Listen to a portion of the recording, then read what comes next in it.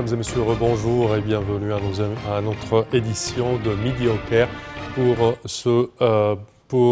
ce dimanche, le 20 septembre, le 20 octobre 2019. Nous commençons tout de suite avec notre sélection. Notre première information, le président Abdel Fattah al-Sisi a inspecté tôt ce matin l'académie militaire. Le président a assisté aux entretiens menés avec les cadets des académies et des instituts militaires pour s'assurer du bon déroulement des procédures. Et également, chers téléspectateurs, le président Abdel Fattah al-Sisi a mis l'accent sur l'importance du rôle axial joué par les cours constitutionnelles suprêmes dans la protection judiciaire des citoyens, et ce dans le cadre de la légitimité constitutionnelle.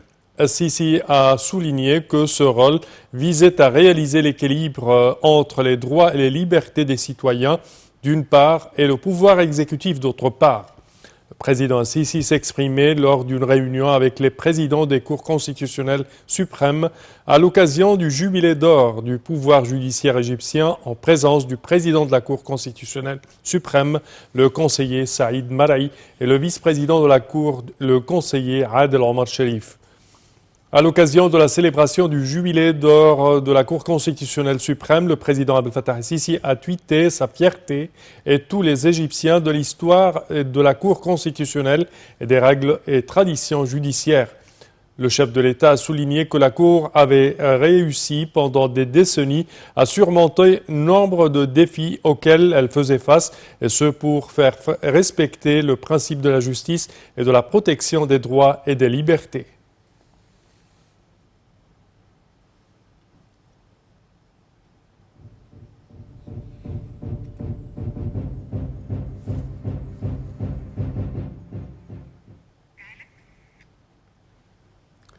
Et le président Abdel Fattah al-Sisi a tenu une réunion avec le ministre de la Production militaire, Dr Mohamed Lassar.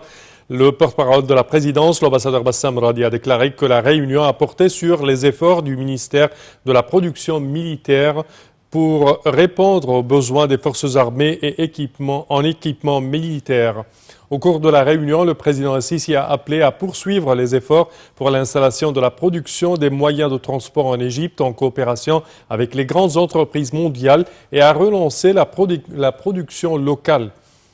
Le chef de l'État a, à cet égard, mis l'accent sur la nécessité de respecter les normes techniques et technologiques modernes de l'industrie et à les transférer en Égypte dans l'intérêt de l'économie et de l'industrie égyptienne.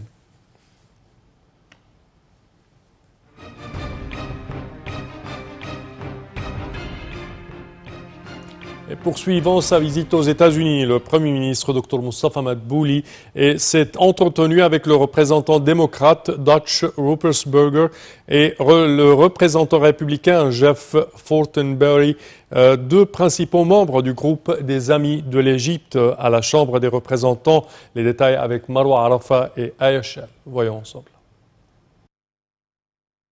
Au cours de sa visite aux États-Unis, le Premier ministre Mustafa Madbouli s'est entretenu avec le représentant démocrate Dutch Robert Berger et le représentant républicain Jeff Fortenberry, deux principaux membres du groupe des Amis de l'Égypte à la Chambre des représentants. Dr Madbouli a remercié les deux représentants pour leurs efforts déployés pour soutenir les dossiers qui intéressent l'Égypte à la Chambre des représentants. Au cours de l'entretien, Dr Madbouli a souligné que l'Égypte rejette catégoriquement l'offensive turque en Syrie et qu'elle réclame le retrait immédiat des forces turques. Évoquant le sujet du barrage de la Renaissance, Dr Madbouli a affirmé que la position égyptienne est inchangée et que ce dossier est axial vu l'importance de l'eau pour le peuple égyptien. Il a évoqué ses discussions avec le vice-président américain Mike Pence sur ce dossier crucial. De leur côté, les deux représentants américains se sont déclarés conscients de l'importance de ce dossier pour l'Égypte, car le Nil est la seule ressource hydraulique du pays. Les deux représentants ont également loué les liens étroits reliant le Caire à Washington et ont souligné l'importance de renforcer les relations économiques et commerciales entre les deux pays et d'optimiser la coopération avec l'Afrique. Et l'Égypte a vivement condamné l'explosion terroriste qui a coûté la vie à 70 fidèles au cours de la prière du vendredi en Afghanistan. Le mufti de l'Égypte, Dr Shawqi Allam, a dénoncé cette attaque vile tout en exprimant ses condoléances aux familles des victimes. Allam a dit que le fait de cibler les mosquées et les lieux de culte dans le monde entier par des groupes terroristes est une preuve de l'absurdité des idées erronées qu'adoptent ces organisations qui sont loin des principes et des fondements de toutes les religions. Le mufti a appelé la communauté internationale à entreprendre toute action nécessaire afin d'affronter le fléau du terrorisme qui vise à propager l'extrémisme et le sectarisme. Les villageois afghans continuaient de fouiller samedi les décombres pour trouver les dépouilles de leurs proches. Et l'Égypte a accueilli samedi une réunion des membres du Parlement libyen qui s'inscrit dans le cadre des initiatives récurrentes plutôt de l'Égypte, et ses efforts continuent pour parvenir à une solution pacifique de la crise libyenne. Dans la foulée de cette réunion, les membres du Parlement ont émis une déclaration finale dans laquelle ils ont souligné l'importance de redoubler d'efforts pour parvenir à un accord exhaustif sur le processus politique libyen, affirmant leur rejet catégorique de toute concession lors des discussions sur une solution globale à la crise libyenne. Dans ce même contexte, les membres du Parlement libyen ont exprimé leur pleine gratitude à l'Égypte, son président Abdel Fattah el-Sisi, son Parlement, son gouvernement et son peuple pour leur pleine solidarité avec la Libye et son plein soutien à toutes les institutions officielles et légitimes libyennes, notamment le Parlement libyen.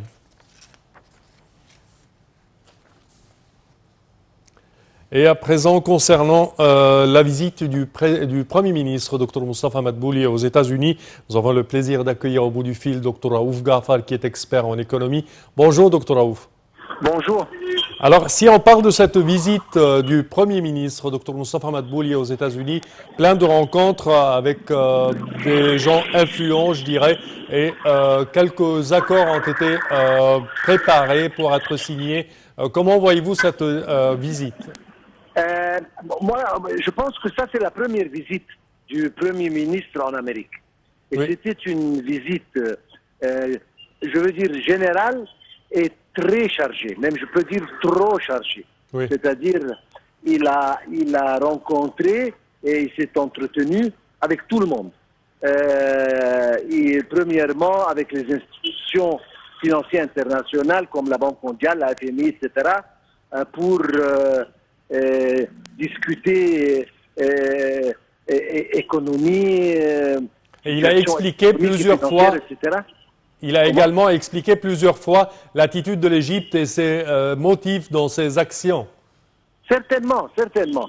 Et il s'est mis d'accord sur les plans pour le futur. Comment oui. Il y aura la coopération, ils vont superviser nos pas futurs, etc., etc.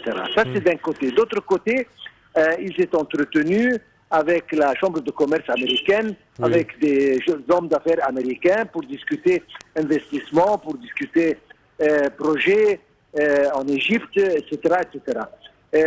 En troisième lieu, il s'est entretenu avec des politiciens, avec des membres du Congrès, avec des membres du Sénat, etc., pour essayer de communiquer le point de vue égyptien sur tous disons, les problèmes, les crises, etc., régionales et internationales, oui.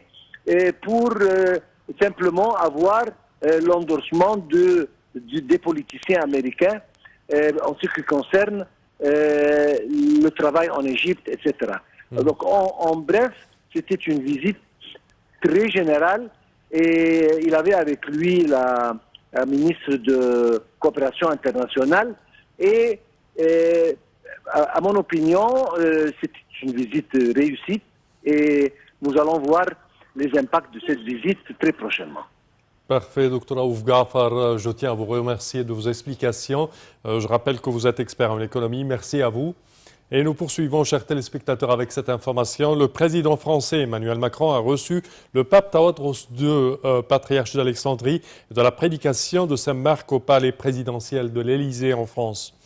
Le président français a examiné avec son hôte la situation au Moyen-Orient à la lumière de la lutte acharnée de l'Égypte contre le terrorisme qui menace la stabilité et la sécurité non seulement dans la région mais aussi dans le monde entier. Le pape Théodore II a quant à lui affirmé que la stabilité et la sécurité régnaient en Égypte, nonobstant les perturbations dans certains pays voisins.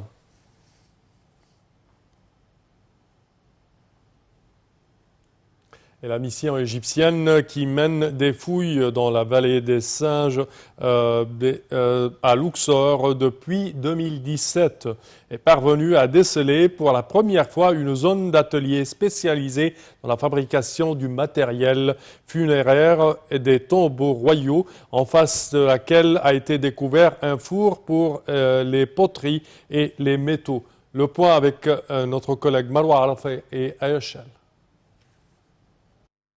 La mission égyptienne qui mène des fouilles dans la vallée des Singes à Luxor depuis 2017 est parvenue à déceler pour la première fois une zone d'atelier spécialisée dans la fabrication du matériel funéraire, des tombeaux royaux, en face de laquelle a été découvert un four pour les poteries et les métaux attenant un bas-fond utilisé pour le stockage et de grandes quantités d'éléments décoratifs employés dans l'ornement des cercueils en bois de l'ère de la XVIIIe dynastie, selon l'égyptologue Zahi Hawass.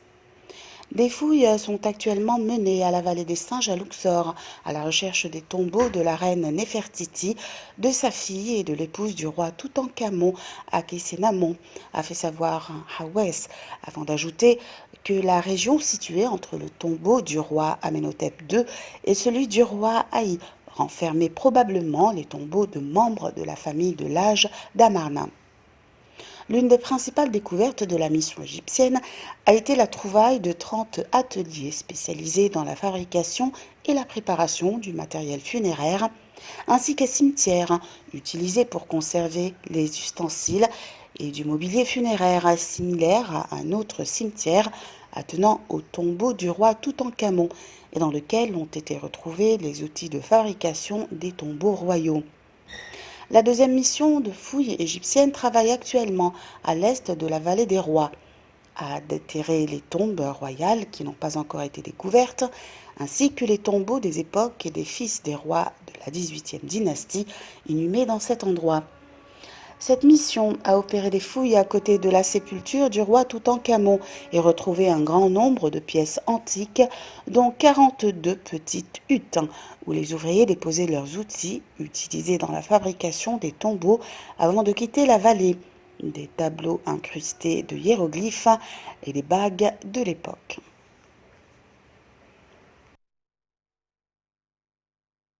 Et c'est avec cette dernière information, mesdames et messieurs, que prend fin notre édition d'aujourd'hui de Midi au Caire.